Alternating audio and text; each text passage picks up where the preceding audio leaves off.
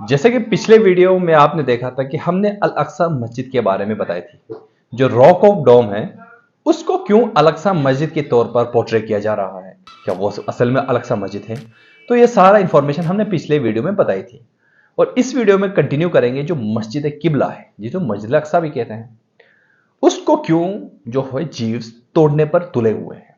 इसमें काफी हिस्टोरिकली इनके साथ रिलेशन है, इसको जानेंगे इसी वीडियो में। उस टाइम पे जो जीव्स थे वो हजरत दाऊद को फॉलो करते थे, तो वहां पर उन्होंने हजरत दाऊद के कहने पर एक टेंपल बनाना उन्होंने स्टार्ट किया, जिसको कहते हैं हैकल सुलेमान। हैकल सुलेमान के नाम पर उन्होंने एक बहुत बड़ा इमारत बनाना उन्होंने कंटिन्यू कर दिया था।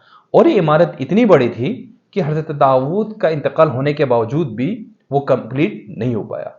तब उसके बाद जो उनके बेटे थे हजरत सुलेमान, वो वहां के बादशाह बने थे और साथ में वो नबी भी थे।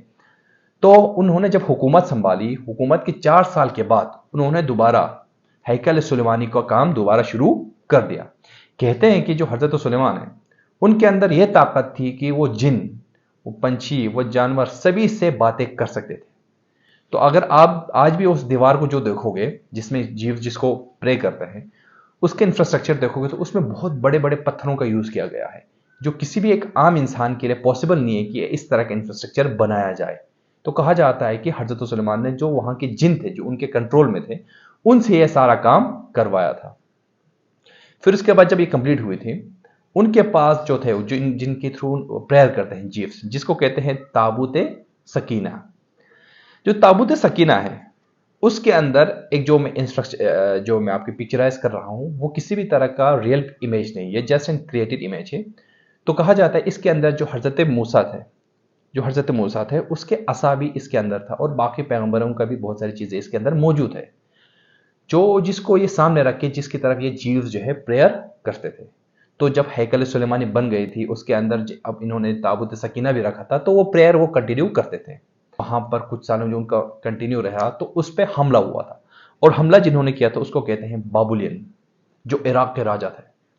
वो इतना उनका कत्लेआम किया था वहां पर, उन्होंने पूरा हैकल सुलेमानी को खत्म करके वहां के अंदर जो ताबूत सकीना थी उनको वहां से गायब कर दिया।